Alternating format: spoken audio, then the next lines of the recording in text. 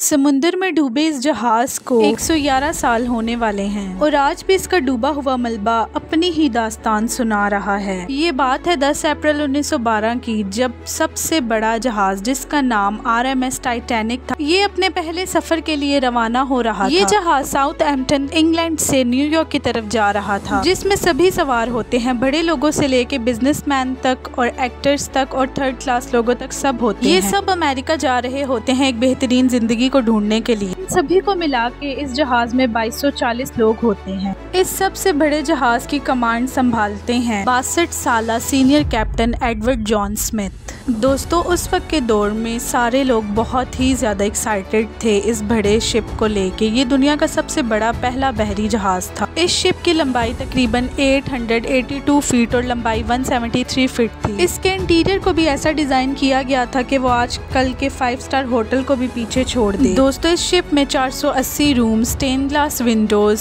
और wood panelling वगैरह और 2 staircases, heated swimming pool, Turkish bath, gym, 5 star restaurants और बार्बर शॉप और एक लाइब्रेरी भी थी। उस वक्त इस शिप को बनाने के लिए तकरीबन $7.5 मिलियन लगे थे, जो आज के तकरीबन $400 मिलियन के बराबर हैं। और इसके अलावा टाइटैनिक को जिस टेक्निक और मेथड से बनाया गया, तभी इससे अनसिंकेबल शिप यानी कभी ना डूबने वाला जहाज कहा जाता था। लोगों को लगता था ये शिप बहुत ज्यादा सेफ है और कभी ये डूब ही नहीं सकता। इसे एक कंपनी व्हाइट स्टार लाइन ने बनाया था, जो उस वक्त तकरीबन 137 शिप बना चुके थे और मीडिया भी इसके बारे में ये रिपोर्ट पेश कर चुकी थी कि ये शिप कभी भी नहीं डूबेगी। इस जहाज को लेके बहुत सी बातें हो रही थी कि अगर ऊपर वाला भी चाहे तो ये जहाज कभी भी नहीं डूब सकता।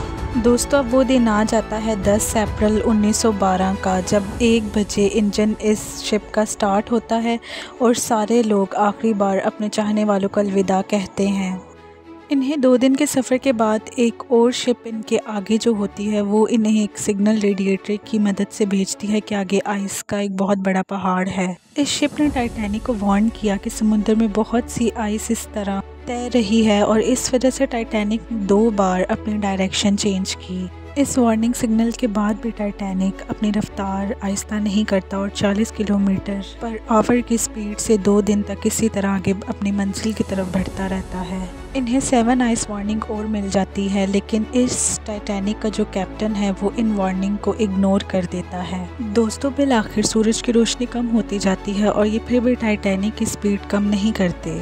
और दोस्तों, 14 अप्रैल की रात के बारे में ये भी कहा जाता है कि इस रात को चांद नहीं निकला था और समुद्र में अंधेरे में ही ये टाइटैनिक को चलाते रहे। समुद्र में टाइटैनिक को कुछ नज़र नहीं आ रहा था, लेकिन फिर भी ये अपनी उसी रफ्तार के साथ समुद्र में सफ़र कर रहे थे। दोस्तों, बहरी जहाज़ के इस हिस्से में हमेशा किसी न किसी इंसान को बिठाया जाता है जो कि कंट्रोल ऑफिस को खबर दे सके। दोस्तों, जो ऑफिसर इस जगह पे मौजूद होता है उसे समुद्र की तमाम हर्डल से जूझना पड़ता है और तेज़ लहरों का सामना करना पड़ता है, और अगर किसी भी खतरे का खदशा हो तो फौरन इसे इन्फॉर्म करना पड़ता है। शख्स का नाम फ्रेडरिक फ्लीट था, जो सामने से आने वाली हर शय को देख रहा था। दोस्तों, ये देखता है कि एक बहुत बड़ा बर्फ़ का पहाड़ जहाज से टकराने वाला है।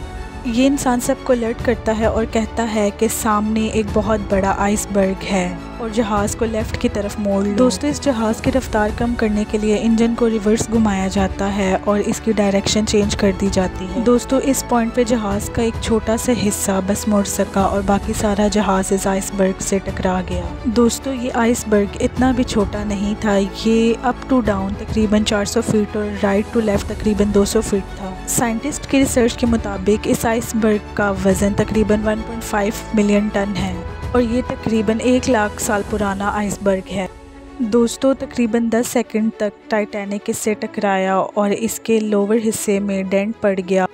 दोस्तों, इस इंसिडेंट के बाद इस शिप के आर्किटेक्ट और इस शिप के कैप्टन इस शिप का जायज़ा लेते हैं। दोस्तों, ये दोनों इस बात का जायज़ा लेते हैं कि इस जहाज़ को कितना नुकसान हुआ है और ये कहीं डूब तो नहीं जाएगा। इन्होंने बहुत बारीकी से जायज़ा लिया और इन्हें पता चला कि ये जहाज़ सिर्फ 2 घंटों के अंदर अंदर डूब जाएगा। दोस्तों, जब इन्हें ये पता चला तो ये बहुत ज़्यादा खौफज़दा हो गए कि ये जहाज़ तो अनसिंकेबल था, ये जहाज़ तो कभी डूब नहीं सकता था। इस जहाज़ को जिस टेक्नोलॉजी की बेस पे बनाया था वो भी अब फ्लॉप हो गई थी। दोस्तों, इस जहाज़ के तकरीबन 16 कंपार्टमेंट बनाए गए और इनका ये ख्याल था कि अगर 4 कंपार्टमेंट भी किसी हादसे का शिकार हो जाते हैं तो जहाज़ कभी भी नहीं डूबेगा। लेकिन आइसबर्ग से टकराने के बाद जहाज़ का आधा हिस्सा टूट चुका था। दोस्तों पानी बहुत ज़्यादा जहाज़ में आ चुका था और तकरीबन इस जहाज़ के 6 कंपार्टमेंट में पानी आ चुका था और अब इस जहाज़ को डूबने से कोई भी नहीं बचा सकता था। दोस्तों अब तकरीबन रात के 12 बज चुके थे और जहाज़ का आधा हिस्सा तकरीबन डूब ही चुका था। दोस्तों इसके बाद जहाज़ के कैप्टन स्मिथ ने रेडियो ऑपरेटर्स को सिग्नल भेजना शुरू किए कि कोई तो होगा जो हमारी मदद करेगा, जहां तक ये सिग्नल पहुंचेंगे और वो हमारी मदद के लिए आएंगे। दोस्तों एक के बाद एक रेडियो ऑपरेटर्स को ये सिग्नल भेजेंगे कि कोई तो शिप जो हमारी शिप के पास से गुजर रहा होगा हमारी मदद करने के लिए आएगा। दोस्तों एक जहाज़ RMS कारपेथिया वहाँ टाइटैनिक जहाज़ के सिग्नल को उसने रिसीव कर लिया था और उसने ये इरादा किया था कि हम टाइटैनिक की मदद करेंगे। दोस्तों ये जहाज़ जो टाइटैनिक की हेल्प कर रहा था ये भी वाइट स्टार कंपनी ने ही बनाया था।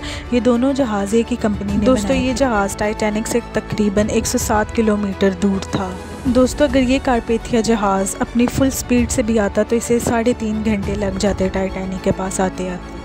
दोस्तों जहाज़ के अंदर जो लोग बैठे हुए थे उन्हें अब इतना डर नहीं लग रहा था क्योंकि इस जहाज़ को कहा गया था कि ये कभी डूब नहीं सकता, तो इन्हें इस चीज़ की कोई भी परवाह नहीं थी क्योंकि टाइटैनिक की कंपनी ने जो इश्तिहार बनाए थे उसमें सिर्फ़ और सिर्फ एक बात थी कि ये अनसिंकेबल है और ये कभी जहाज़ डूब ही नहीं सकता। इस दोस्तों एक के बाद एक कंपार्टमेंट में पानी बहुत ज़्यादा भर चुका था। इतना ज़्यादा पानी इस जहाज़ में आ चुका था कि अब तो पैसेंजर्स को भी लग रहा था कि ये जहाज़ वाकई डूब जाएगा। दोस्तों जहाज़ का जो फ्रंट वाला हिस्सा था उसमें पानी इतना ज़्यादा आ चुका था कि आधा जहाज़ पानी में डूब चुका था। टाइटैनिक का जो पीछे वाला हिस्सा था वो पूरा हवा में उठ चुका था, यानी ये शिप पूरी इम्बैलेंस हो गई थी। दोस्तों टाइटैनिक पे अब बहुत अफरा तफरी बढ़ चुकी थी और इसमें जो लाइफ बोट्स भी थी उसमें यही कहा जा रहा था कि पहले बच्चों और ख़वातीन को इस लाइफ बोट में बिठाया जा सके, लेकिन दोस्तों यहाँ पे एक बात ये भी थी कि ये जो लाइफ बोट्स थी ये तकरीबन 20 लाइफ बोट्स थी जिसके अंदर तकरीबन 65 लोग बैठ सकते थे, लेकिन इस अफरा तफरी की वजह से इस बोट में 28 लोग ही बैठ पाए। दोस्तों हर एक इंसान ने पूरी कोशिश की कि वो इन लाइफ बोट्स पे किसी न किसी तरह आ सके, लेकिन इसमें जो 3rd क्लास के लोग थे उन्हें तो ऐसे यहाँ मरने के लिए छोड़ दिया था। दोस्तों 2:05 पे आखिरी लाइफ बोट टाइटैनिक से नीचे उतारी गई। दोस्तों अभी भी जहाज़ में 1500 लोग थे जिन्हें तो कंपार्टमेंट से बाहर ही नहीं आने दिया था। दोस्तों तकरीबन 2:20 पे टाइटैनिक जहाज़ 2 हिस्से हो जाता है और एक हिस्सा डूब जाता है। आखिर दोस्तों 3 घंटे भी ना लगे इस ना डूबने वाले जहाज़ को और ये कुछ ही देर में ये पूरा जहाज़ समुंदर के अंदर डूब जाता है। जो बाकी लोग टाइटैनिक में मौजूद थे वो इसी वजह से डूब के मर गए होंगे और कुछ लोग जिन्हें स्विमिंग आती थी वो तो डर की वजह से ही मर गए होंगे। इस पानी का टेम्परेचर -2 डिग्री था जिसमें हमारी बॉडी तकरीबन 30 मिनट तक जिंदा रह सकती है और इसके बाद मर जाती है। दोस्तों टाइटैनिक जहाज़ के कैप्टन स्मिथ भी इस जहाज़ में डूब चुके थे और दोस्तों इन्होंने अपने कैबिन को लॉक कर लिया था और ये जहाज़ के डूबने का इंतज़ार कर रहे थे और एक शिप जो टाइटैनिक की हेल्प करने के लिए आ रहा था वहाँ पे जब वो 3 घंटे के बाद पहुँचा तो वहाँ पे क़यामत का समा था। टाइटैनिक जहाज़ को समुंदर पूरी तरह निगल चुका था और पूरे समुंदर पे बहुत सारी लाशें तैर रही थीं और दोस्तों जो लोग लाइफ बोट पे थे वो भी ठंड की वजह से मारे जा चुके थे। दोस्तों 700 लोगों को ये बोट बचा लेती है जो इनकी हेल्प करने के लिए आई थी और अब मीडिया में बहुत सारी न्यूज़ फैल चुकी थी टाइटैनिक जहाज़ को लेके कि ये तो कभी डूब ही नहीं सकता था। दोस्तों टाइटैनिक जहाज़ के डूबने के बाद बहुत सी सजेशंस और बहुत सी इन्वेस्टिगेशंस भी दी गई कि तकरीबन 37 किलोमीटर्स दूर एक और जहाज़ था।